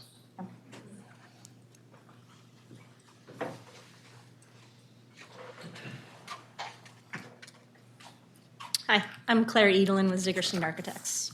Great. And Claire, I was going to give the commissioners opportunity to ask any questions to you. Do you have anything you'd like to say before you get vordeered? I just would like to say thank you for your time in reviewing our proposal. I know you've seen this project a few times, so I appreciate you taking another look. I appreciate Lauren's recommendations as well. We'd be happy to explore those options and respond to those. Okay, thank you, Claire. Commissioners, are there any questions you'd like to ask Claire? Yes, Peter. I'll ask the same one. Have you guys taken a close look at the brick and that inset panel on the rear facade? Is that original fabric? It's hard to tell. I can't say exactly. We can definitely take a closer look and see what we can find out. Okay, yeah, I'd be interested in that. Not that I'm opposed to punching a window in the back wall, but if that's a real original fabric, I'd rather see a small window that's not taking up the entire architectural feature. Right. And then the second question I had was, have you guys looked into what the underlying flooring is there? Yeah, there's a hatch in the raised floor, and it's just dirt beneath. Okay. You can see the steel beams that are supporting the 1957 floor. So whatever was existing, either it was just dirt or it was removed. Thank you. Yes, ma'am. So there was some discussion about the metal cladding. I was just wondering, one, Lauren had kind of referred to in our briefing that there was some thought behind the scale and the rhythm of the metal cladding. So I was wondering if you could speak to that. And then were there other materials considered, or what kind of things did you guys look at? Sure. When we were looking at the facade and the facade materials, we first started with the existing mansion, drawing inspiration from the existing proportions. And so, looking at this facade, we saw sort of a square proportion with that from below the cornice, and then above there's a sort of light white cornice on top. And with the addition, we sort of took those proportions and sort of flipped them. So we wanted sort of that lower dark base with a white square on light form on top of that. When we started to look at materials, we drew inspiration from the organization that is going to be in this building, which is Afro Charities, and they have archives from Afro News. And so we started looking at, the front page of a newspaper, the black and white text with large, pictures, photos, and headlines, and started taking proportions from that. So the idea of the windows are the large spots for photos on the front page, and then the white and the black brings in the newsprint idea. And as far as the metal cladding, we liked the profile gave sort of a horizontal rhythm, which is sort of like the text, and then the four, you see the four divided lines, which is like the columns of a newspaper. So, and then with it, we did look into a good number of materials. We landed on metal cladding, just, you know, it's affordable, easy to detail, and, you know, with a project with a limited budget, we wanted to keep it affordable, but also sort of bring in sort of the idea behind, you know, the organization. And is the gray on the hyphen also proposed to be metal panel? Yes, just a different profile. So that's sort of more of a flat profile, sort of recessive and a little bit more subtle. Thank you. Great. Are there any other commissioners? Okay, thank you. Great, thank you. So we have on this list 1, 2, 3 individuals that would like to address the commission. Is there a Savannah Mood here? Come on up, Savannah. And if I did not pronounce your name right, by all means. It's okay, you just can't read my handwriting. But I'm Savannah Wood. I'm Executive Director of Afro Charities and President of the Upton Mansion LLC, which is wholly owned by Afro Charities. We're just really excited to be here. Thank you again for reviewing this. I signed up because somebody told me to sign up at the front. I don't have any deep comments to make, just that we're thrilled to be moving this project along and feel that this design really suits our needs and will be fantastic for the community. So we're excited about that. So thank you for your consideration. Happy to answer any questions if you have any of me. If not, that's okay. I was gonna say, I have one random question. Yeah. So this language of kind of the metal cladding, if the commission approves it today, I'm just wondering if there's going to be some information somewhere that people will be able to know that that was the thought and intention behind this, because it's kind of a cool thought process to go through. And so it's also, if we approve it, it's kind of a non-traditional material and scale and things like that.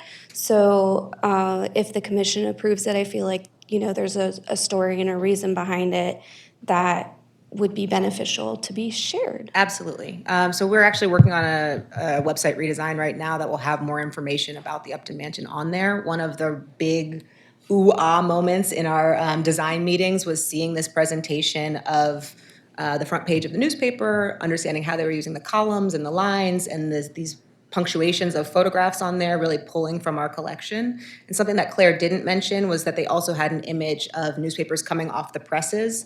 You might know that the Afro, for several years, produced their own newspapers in-house. And so all of that machinery was on North Utah Street. And so you could actually see images of the newspapers coming off the presses in these folds that are mimicked by the rhythm that's on those metal panels. And so all of that visual information will be available on our website once we get that redesigned, to be able to share the inspiration behind the design choices here.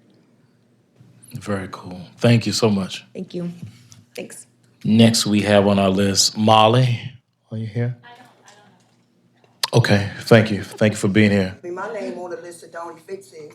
I was about to get to you if you'd like to. Would you like to come up and speak? Yeah, I would. Come on through. Hi. All right. Good afternoon, everybody. My name is Sidoni B. Fitzu, and I live at 808 West Landville Street, right across from the school. Okay? I don't care what y'all up here want to do with all this. I don't know the link what y'all talking. The only thing I want to make sure that y'all keep that property taken care of. Grass growing all over the place. I'm the only one in the block. 808. It is no neighborhood comments. I'm the comment. I'm the neighborhood. I'm the one keep it clean, me and my husband, for the last 17 years. I appreciate all that y'all want to do. Just make sure don't pour over on me, and make sure whoever do it, do a good job and don't have no mess all over the place. That's Awesome. all I have to say. That's appreciate that. Thank you. All right. Can you send us to our recommendation page? Thank you, Anthony. Commissioners, before we render a decision, is there a conversation that you all would like to have amongst each other? Sarah? Yeah, as I implied earlier, I think that the metal panels in this case are used appropriately and do not detract from the historic nature of the building or the neighborhood. So I would not have any trouble approving that. And the only other thing I would say is I think it's a cool design idea that I see the proportions in the facade from a newspaper cover, but they still feel to me like they don't. I think the overall massing, and that's what we're here to talk about, is appropriate and works, but the proportions of the glazing and the divisions of the glazing and of the metal panels still feel a little big to me with respect to the existing house. So I would ask that you take a look at that. Thank you. Catherine? Yeah, I was actually gonna say something similar. I love the idea and the story behind it, but maybe just take a look again at kind of the scale of that idea in comparison to the main house. My main concern where that is really evident to me is can you go to the rendering of the front that looks kind of towards the carriage house? You see the addition? Right.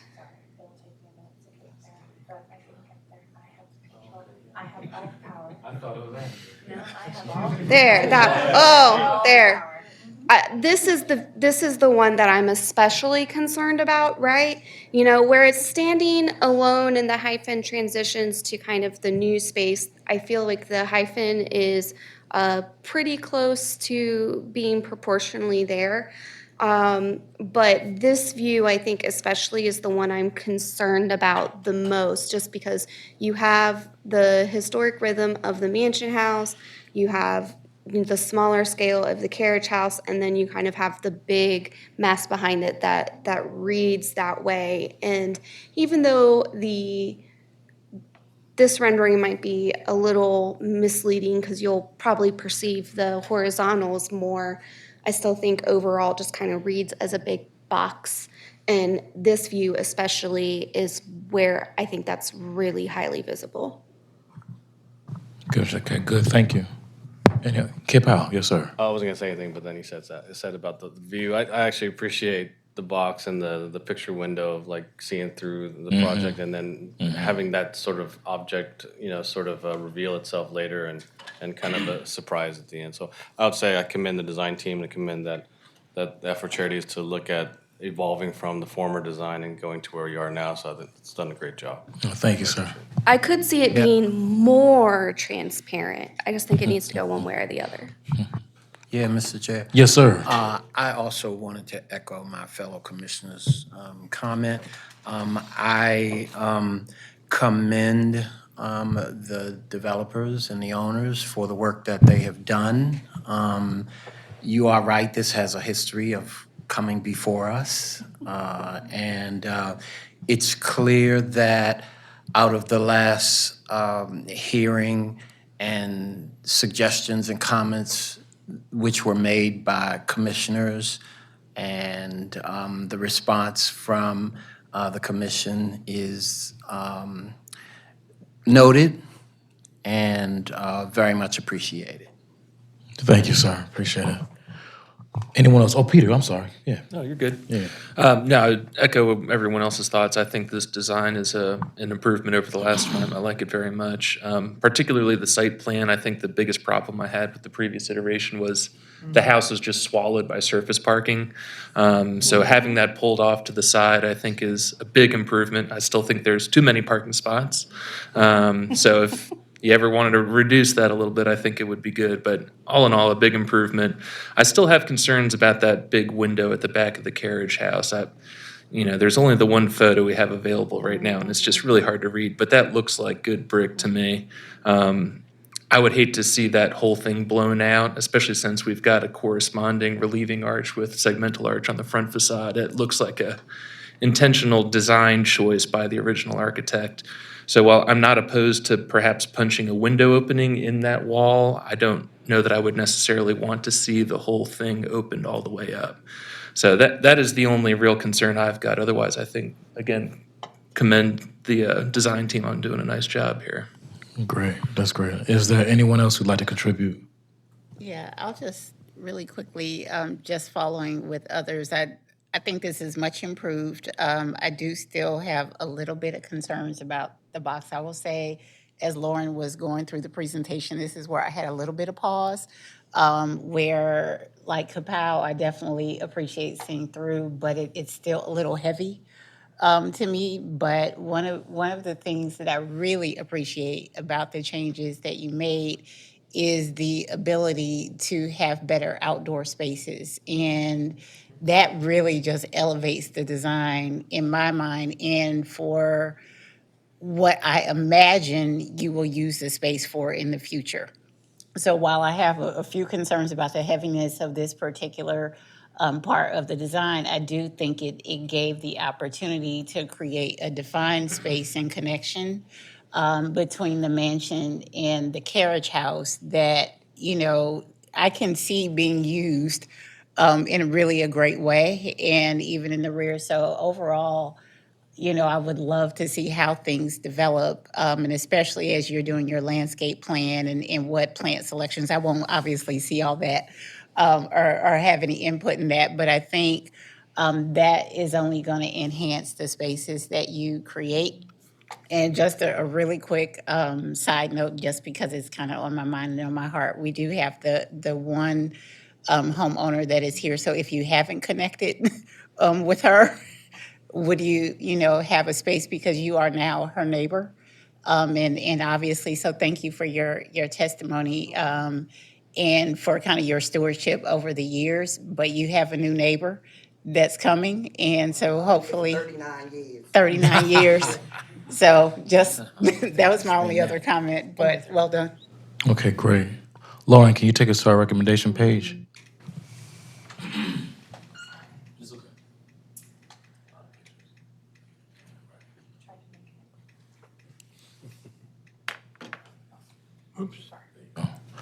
Okay, so commissioners with 811 West Lanville Street, Upton Mansion, Baltimore City Landmark, revised concept review, construction, two-story rear addition and site alterations. If there are no additions to the recommendations, if there is, say now. Yes, if I could add one. If you could add one, go on. Back to my carriage house here. If we could just add in, and I don't have a problem leaving this to staff, but to take a look at that back wall. If it is definitively a mid-20th century infill panel, then I have no qualms with the overall opening. Judging by the front of the building and what I've seen in this one picture, I'm thinking that is probably a 19th century wall, in which case I would prefer to see a smaller window opening in that space so we can still read the original design intent of the carriage house. Thank you, Peter. Sarah, was there something that you want to add?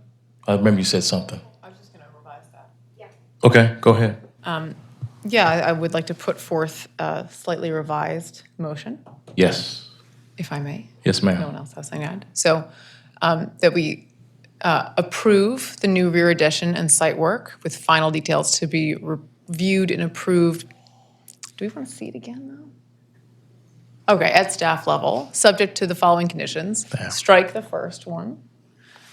Keep the second two, explore creating the path and the archaeological monitoring, and add that the existing conditions at the rear of the carriage house be evaluated prior to determining fenestration. Perfect. Perfect. Indeed, indeed.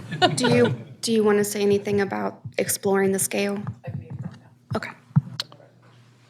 Okay. Now that those recommendations are put forward, do I have someone who'd like to have a motion to put that forward? That was the motion. Do I have a second? Second. All in favor? Any abstain? The ayes have it. Thank you. Can someone get Commissioner Jill for us to return? Thanks. Thanks. Next on our agenda, and thank you all for attending. Next on our agenda, give me a second. 1307, 13 through 1311 West Baltimore Street, Union Square Historic District, requests final review, construct 6-story building. The owner, 11 WBAL LLC. The applicant is Winfield Willis, and the staff is Mr. Tyreek. Alrighty now.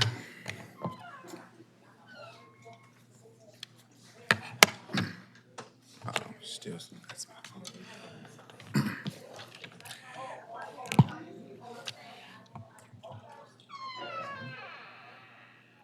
Thanks. Good evening, Commissioners. Good evening, community. Thank you all for being here. Today's request is a final review to construct a 6-story building at 1307, 1309, and 1311 West Baltimore Street in the Union Square Historic District. The staff is myself, Tariq Charlouse, and the applicant is Winfield Willis, and the owner of the property is 11 WBAL LLC. All right. Here is the property within the Union Square Historic District. So this is the second time that this property is coming back to the commission. This was previously heard in March, where it was previously approved upon conditions. All right, so on December 21st, 1999, a demolition permit was issued for this property. Was issued at this property for 1307 West Baltimore Street. In 1999, there is correspondence with HCD about the condemnation of 1309 to 1311 West Baltimore Street. Shortly thereafter, these properties were also demolished. At the March 12, 2024 CHAP hearing, the commission considered the concept review of this construction of a 6-story mixed-use building on this site. The commission approved the proposal subject to the conditions that the applicant continued the 4th floor cornice to better articulate the entry and return to the full commission with final details. The site contains 3 grassy lots. The site is bounded by West Baltimore Street on the north and Booth Street to the south. Row houses flank the vacant lots on either side.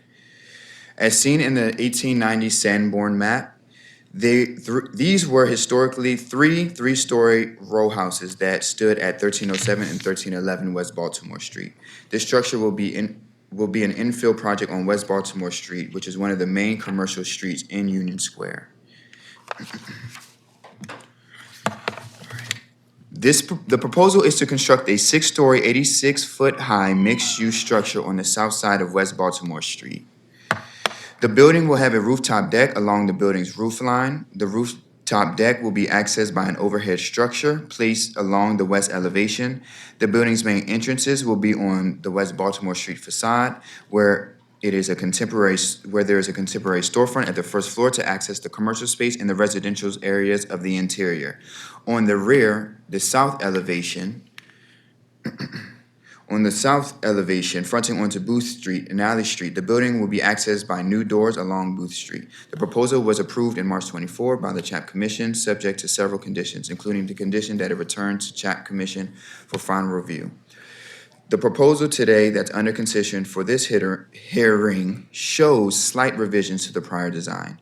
The major changes include the revision of the storefront and the 4th floor cornice. And these changes are based on the Commission's rulings at the March 2024 hearing. The storefront has been revised to include additional metal trim paneling on a vertical wall section between the storefront bays. The canopy supports have also been lowered below the 2nd floor windows. The 4th floor intermediate cornice has also been revised, and the cornice now continues uninterrupted across the 5th floor line, as shown here. The same brick coursing and detailing has been incorporated in the second from the right 4th bay after including the above cornice alteration. There is a mural located that is painted on the sides of 1317 West Baltimore Street adjacent to this property. This 2005 mural titled Greetings from Sewebo, created by forgive me if I mispronounce his name, Lily Kizik, and the Micah Community Arts Program will be covered over due to the construction of this building. The applicant is proposing to recreate this mural at a smaller scale on the upper elevations of this building that will be visible from West Baltimore Street.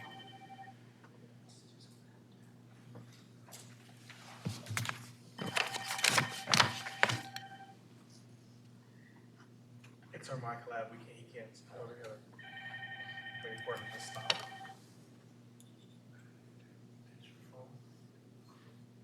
Close out. That's not gonna work. You can't just move it. You have to close out one.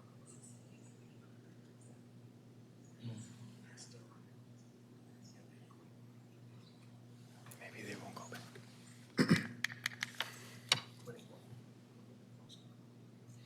Can you click into the slides again?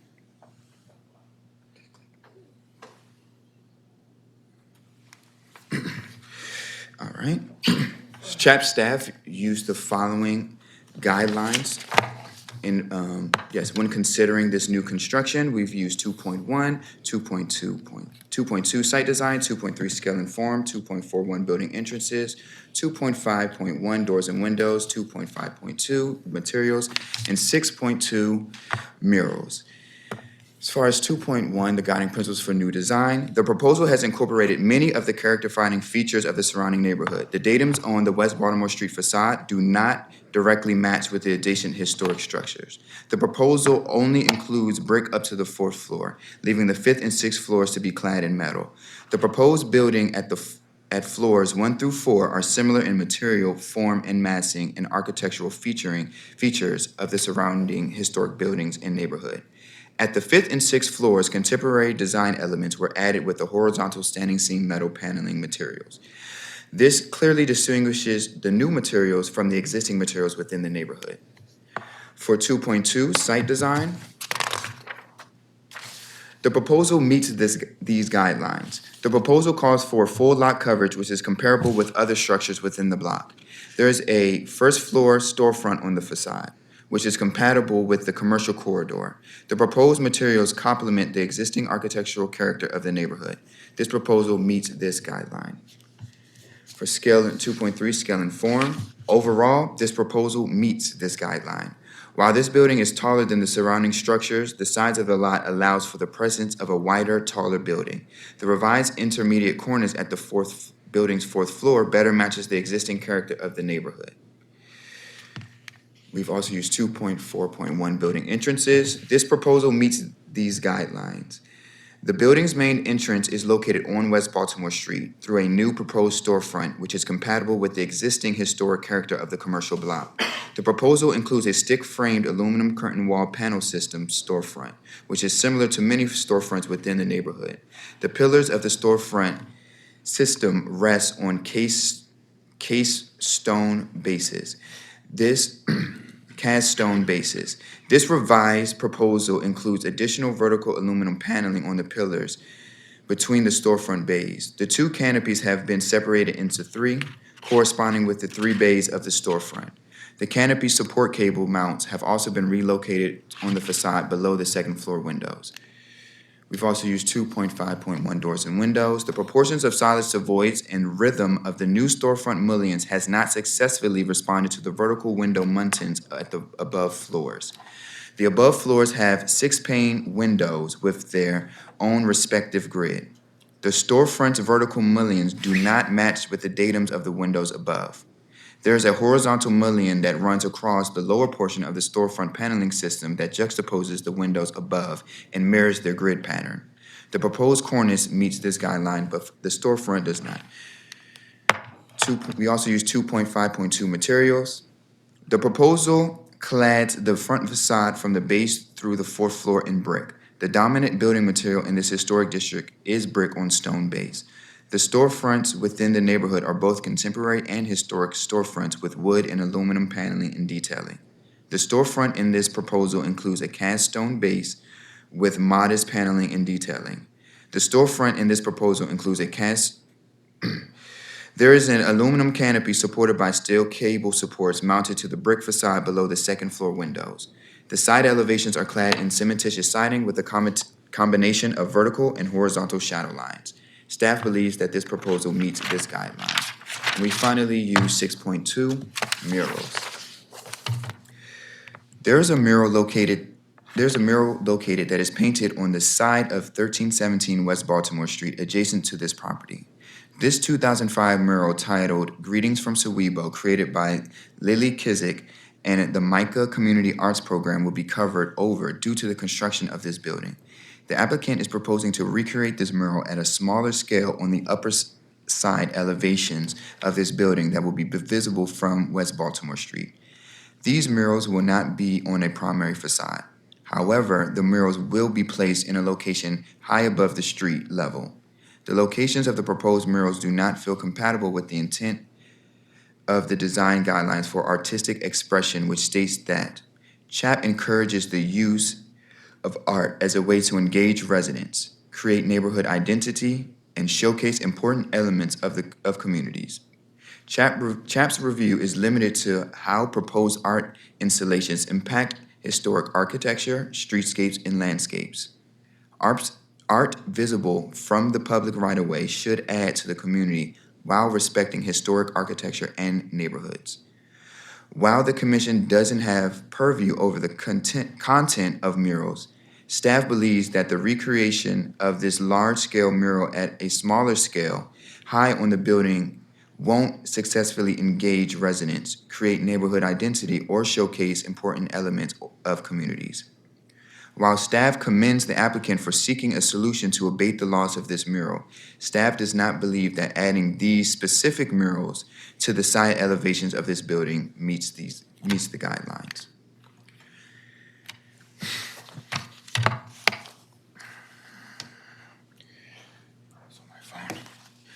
The Union Square Arc, Holland's Roundhouse, Neighborhood Association, Franklin Square Community Association have all received this proposal. CHAP staff has received a formal comment from the Union Square Arc Association before this meeting started. The Union Square Arc has stated their unanimous support for the Bull Development Project. They presented the latest updates to the community at last week's meeting and answered questions before receiving full support. The councilman was also there and said he would express, yes, the councilman was also there as well. Additionally, they met independently with the neighbors along Booth Street at the rear of the property. At that meeting, the members on Booth Street also supported the design as well. Apologize for that. All right. The proposal includes historic styles that are found within the neighborhood with the introduction of new materials. The proposal includes a contemporary storefront that is compatible with other storefronts within the district. The doors meet the design guidelines, however, the windows partially meet the design guidelines because they are not in alignment with the storefront at the first floor. They are contemporary in nature, therefore they partially meet this guideline. The proposal also includes new material and standing seam metals on all elevations. The front facades includes brick up to the fourth floor and standing seam metal within the same plane. By creating a setback on the fifth and sixth floor, the new materials contrast to the compatible materials where they will be highly visible and would not occur on the same plane.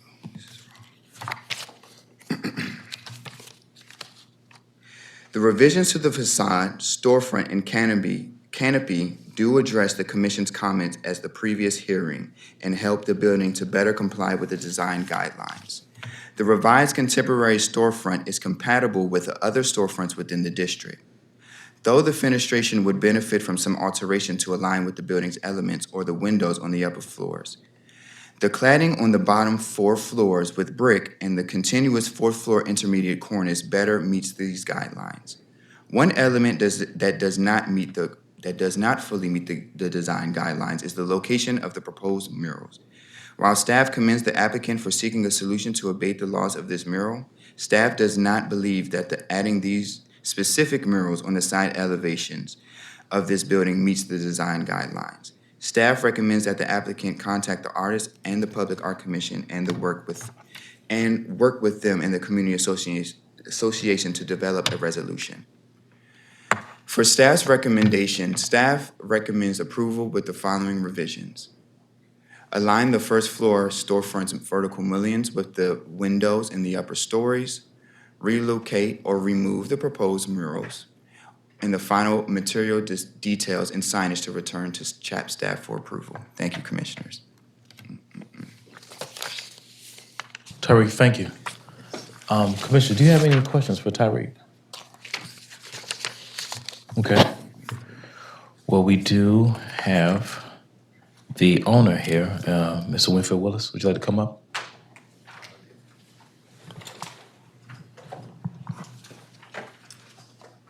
And if I pronounce your name wrong, you can feel free to correct me.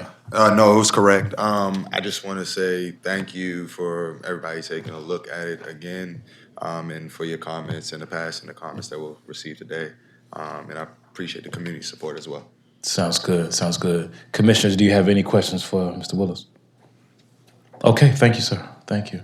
We're already at the recommendation page. Cool. Commissioners, is there anything you'd like to talk about amongst one another before we render a decision? Yes, ma'am.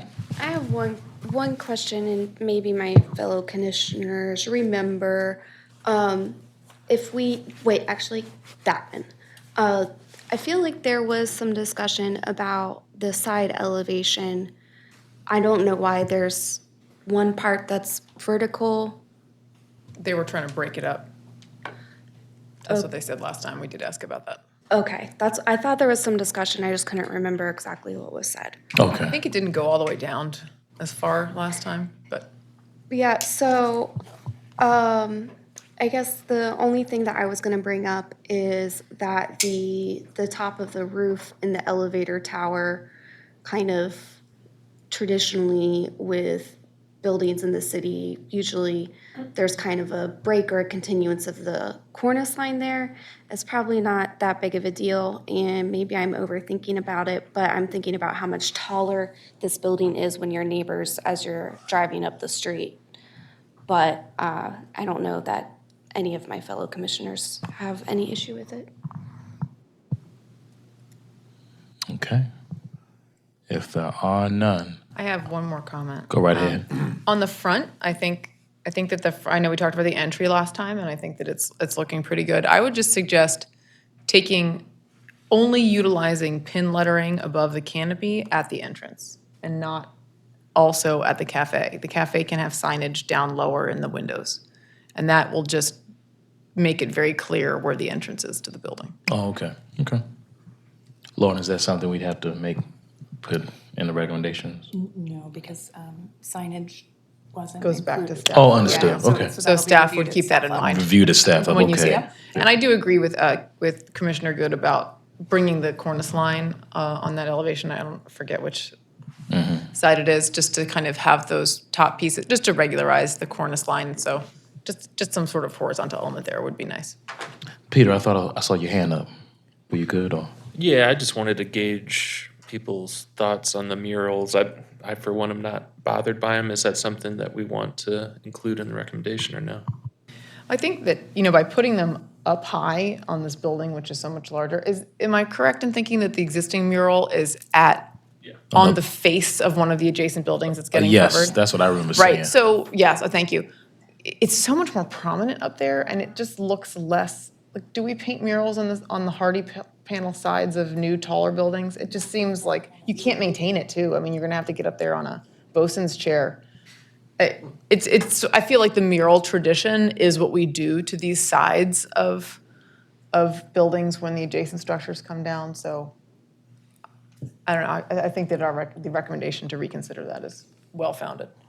And I'll just say, I don't have a strong opinion one way or another in terms of the placement of the mural. I know there are a couple others in the neighborhoods where it's at the top, but it's not as tall a building. This is one of the taller buildings, so I get your point in terms of the prominence of it, but I don't have a strong feeling one way or another. Same here, same here. Okay.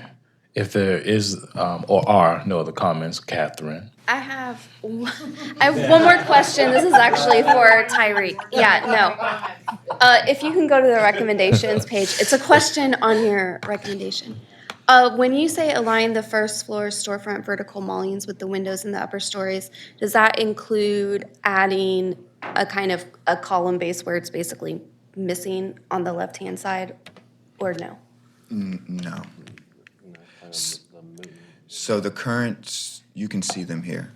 So they do separate the storefronts properly into the respective bays. However, those interior mullions don't align with the vertical muntins at the windows above. So I believe if they move those vertical muntins that seem to be paired, little bit out, a little more, they would align perfectly with the window muntions above. So that's all we're requesting.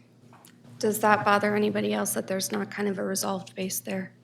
I don't know what you're referring to. Oh, okay. The mullions, it just comes straight down.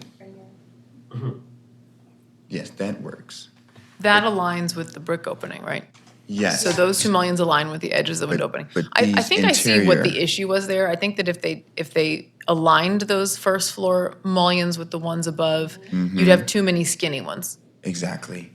It's still not working. I feel like maybe, and this is really I don't think we need to put this in a recommendation, but just for conversation's sake, that I would be interested in seeing what it would look like. I see if you just took in the bay of the window above the punched windows, if you just made that equal, and then had the middle one align with the width of the masonry pier above. I would look at that, that's all. But To Commissioner Good's point, you want to replicate the black pier. That's why I was asking if it bothers anybody else. I mean, just because I think the mullions lining up there is good. It helps kind of continue that line down, but it's kind of an unresolved base, which bothers me personally. But if nobody else cares about it, then Catherine, so that I'm clear, what you're saying is under the cafe sign, you're talking about will be brick all the way down? It would just be a replication of that. Like this, over there. Oh, yeah, that doesn't bother me either. Yeah, I got you. Okay. That's what you're talking about. Okay, all right. right, like column base. Okay. Back to the recommendation page.